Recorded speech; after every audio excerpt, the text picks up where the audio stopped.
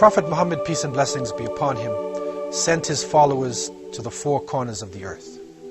And over the centuries, there were high points for Muslims, and there were also low points. Muslims were kings and slaves.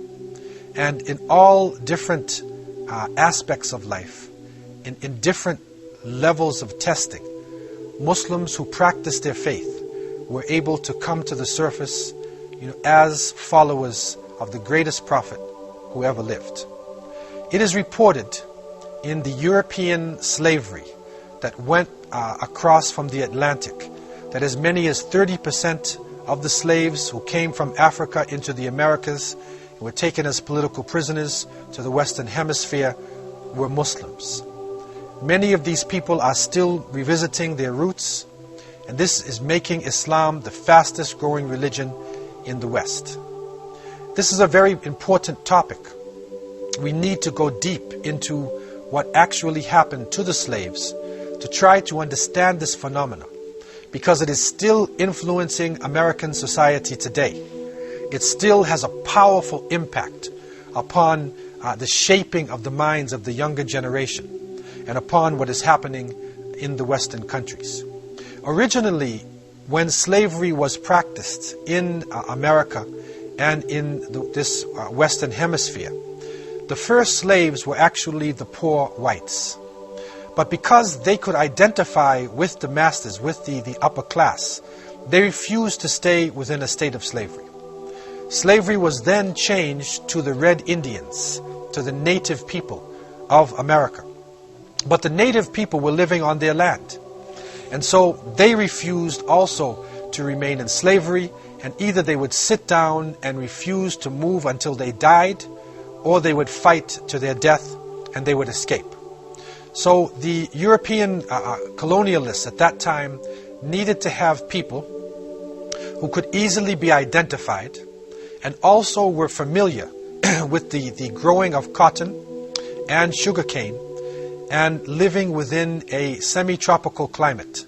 And so they looked to the west coast of Africa to try to bring in slaves who would fit this role and who would propel the culture to give products for the industrial revolution that was about to happen.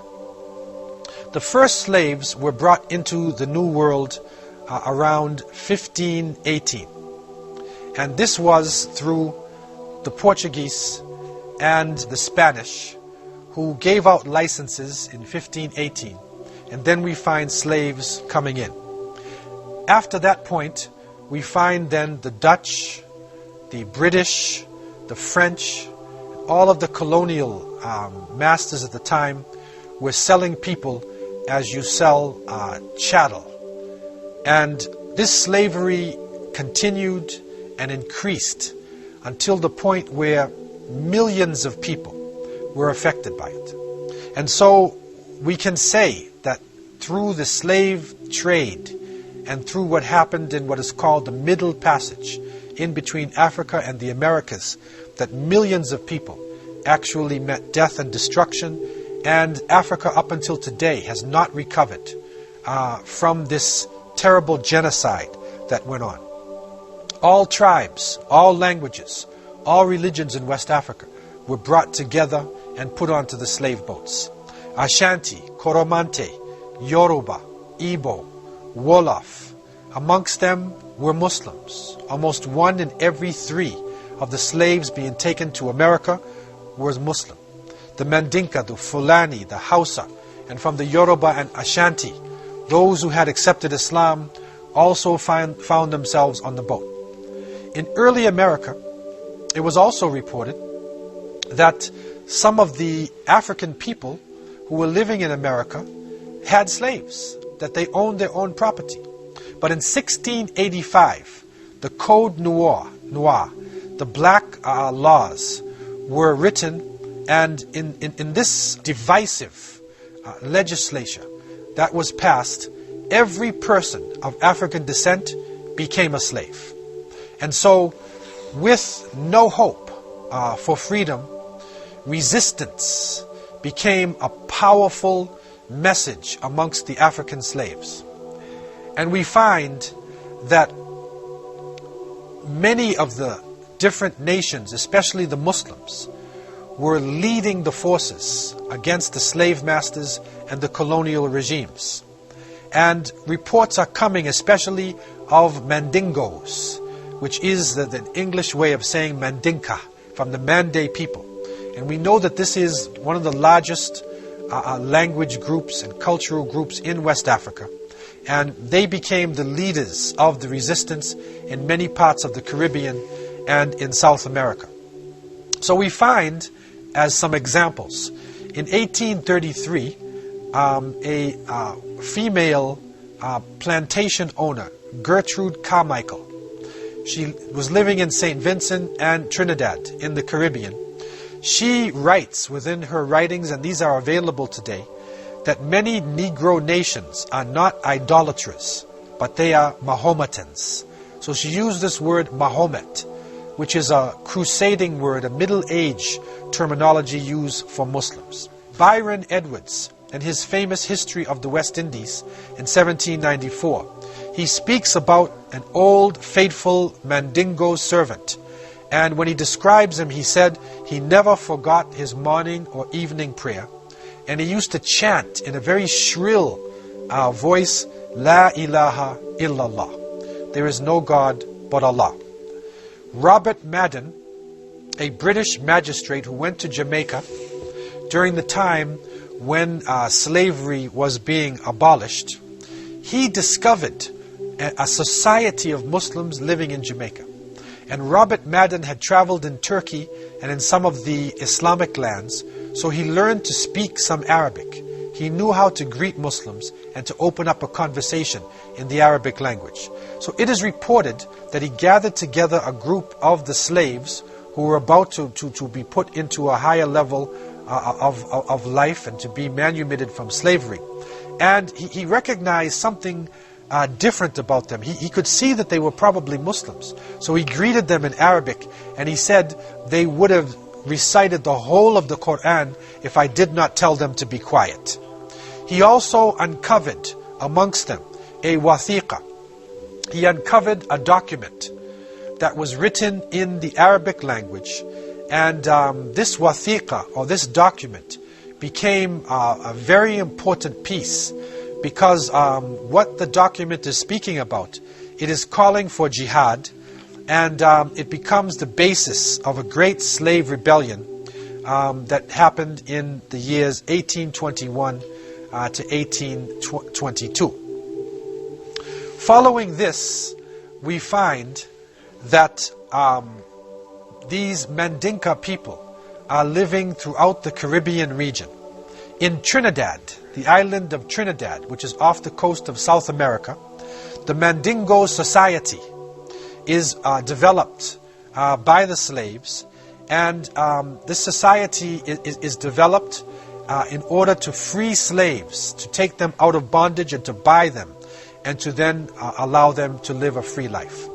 Also on the island of Cuba, there was a sizable population of Muslims. Again, Mandingo is a term which is being used for all of the Muslims. In Haiti, which is the French colony, known to be the first major revolution in the Western Hemisphere, between 1753 and 1757, one of the leaders of the great Haitian uprising was Macandal. And Macandal was a Muslim imam. He was a leader. He was a learned person. And he was part of the great revolution of Toussaint Louverture that happened in Haiti. In Suriname, which was the most dangerous colony of the Dutch in that region, and Suriname is what they call today also Dutch Guyana. So it falls in South America.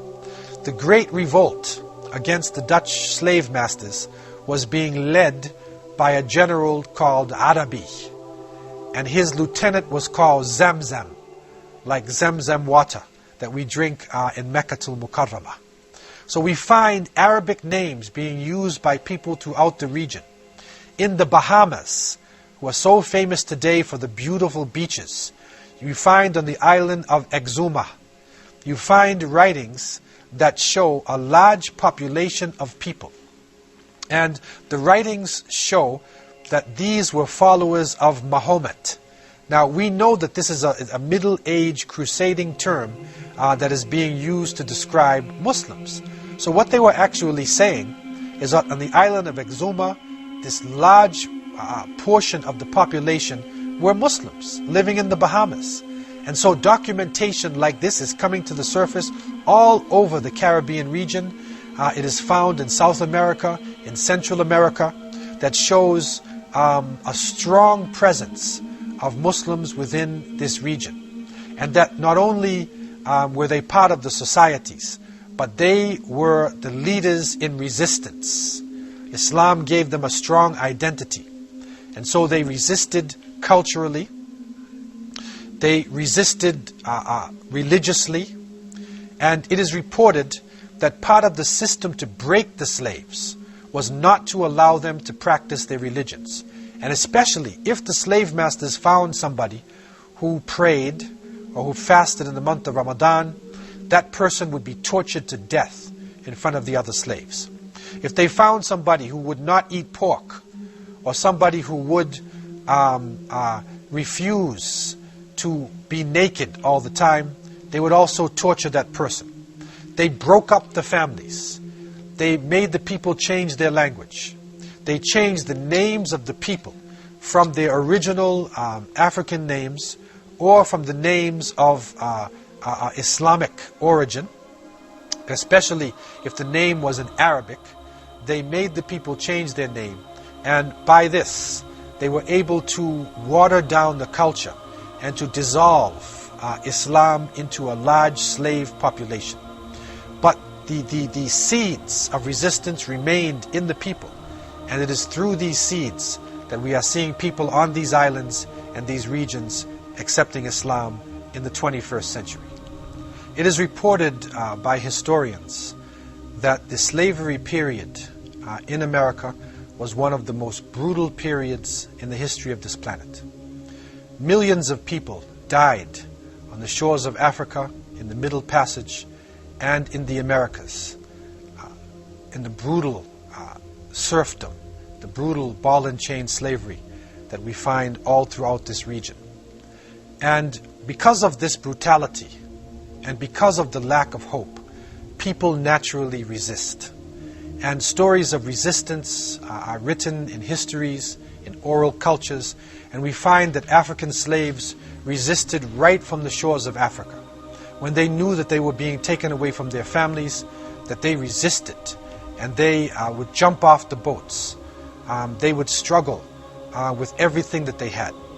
Also, we find that in the Middle Passage itself, we find that boats were taken over by the slaves, and the Amistad boat, the famous, well-documented boat, has come into popular literature and understanding.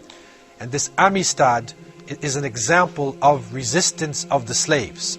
And so this struggle continued right into the Americas.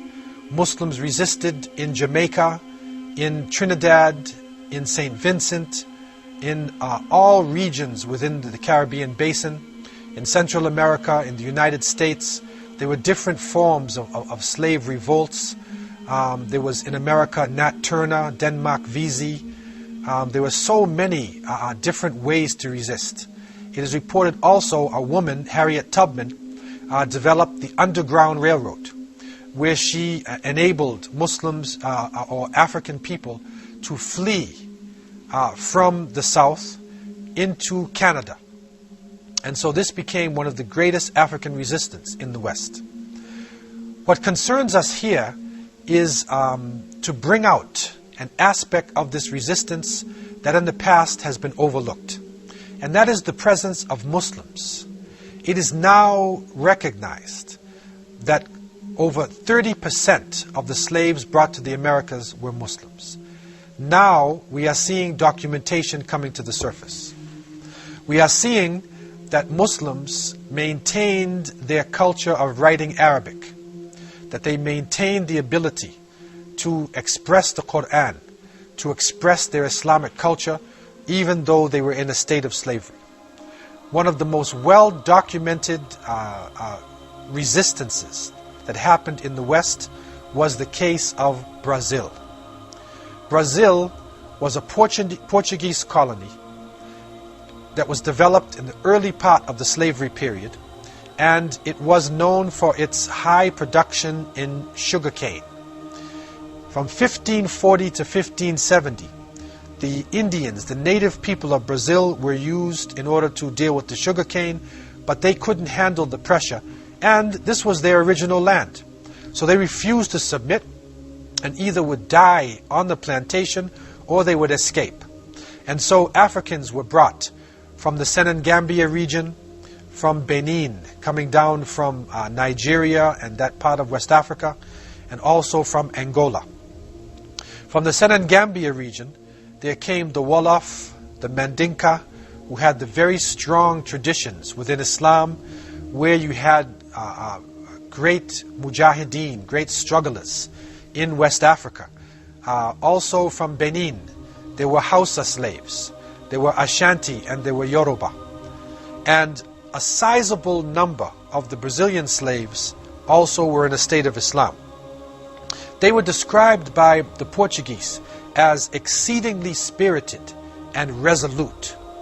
They were also described as the most intelligent element amongst the imported Africans, because many of them could read and write the Arabic language. So amongst the slaves that came to Brazil, and this is a special phenomena that happened in Brazil, and we don't find it like this anywhere else in the Americas. There were a number of imams and teachers called malams amongst the slaves. And so they were able to unite the tribes, and they were able to actually concentrate themselves into Islamic communities. The main section of the Muslim population in Brazil was a province called Bahia. And in the Bahia section, the Muslims were well known for their personalities and the way that they conducted themselves. It is said that the Muslims would get up early in the morning, they would go to bed early, they lived a quiet life, they were very reserved in their conversations, they lowered their gaze, restrained their glances, they did not lie, they did not drink alcohol, they practiced polygamy, they had more than one wife. But one interesting aspect about the Muslims there, and it shows the strength of the imams, they did not allow the men to beat their wives. And so from that a culture develops, a culture of justice develops, and the women within the Islamic community of Brazil were powerful also and involved in the struggle. The imams and the malams, the teachers, were able to carry out the different Islamic rituals. They carried on the ceremonies of birth, of marriage, of janazah. They developed an independent system of thinking. And from this independent thinking, a type of collective leadership developed. And this leadership had the concept of Amir, where the masses of the Muslims related to their leader and were prepared to do anything if it was commanded by their leader in the name of Allah subhanahu wa ta'ala. And so in May 27th, 1807, the first revolt took place in Bahia. It was a powerful revolt, and the intention of this revolt was to kill the masters, poison the water system, and to return to Africa. But unfortunately, spies, weak-minded hypocrites, munafiqeen, in the ranks of the Muslims, gave the information over to the authorities, and the government then waited for the revolt, and just before it was about to take place, they suppressed it, and they killed the leaders. But they took some of the people who were involved in it, and they put them on boats, and they sent them back to Africa. The second major revolt was in 1814, between 1814 to 1816. This was a spontaneous revolt. It was not organized in the way of the first revolt. And because of this lack of organization and the spontaneous nature of the revolt, they were able to kill many of the masters, and they were able to capture certain sections of the land, but they were eventually put down, and many of their ringleaders were either killed or sent back to Africa. The largest revolt took place in 1835, and this is known as the Great Revolt of the Malays. What is important to understand is that this revolt was led by Muslim scholars, and there were 10 Muslim scholars in particular who gathered together and who wrote different documents. They would send the wathiqa to the other people, and you can see a document here which is actually from Brazilian Muslims, written in the Arabic language. And so the leaders of these revolts came from different parts of West Africa. The well-known Sheikh Dandara was a Hausa Muslim. Sheikh Sanim was a Yoruba Muslim. Malam Abu Bakr Ahuna was also a Yoruba, and he was the most well-known person of the revolt. And also Malam Bilal. He was also Yoruba and a well-known person within the revolt. What happens now in this concentration, that we find a powerful force coming out of the Muslims. They literally had developed masjids. There were 20 known masjids in Salvador, which is like the capital of Bahia.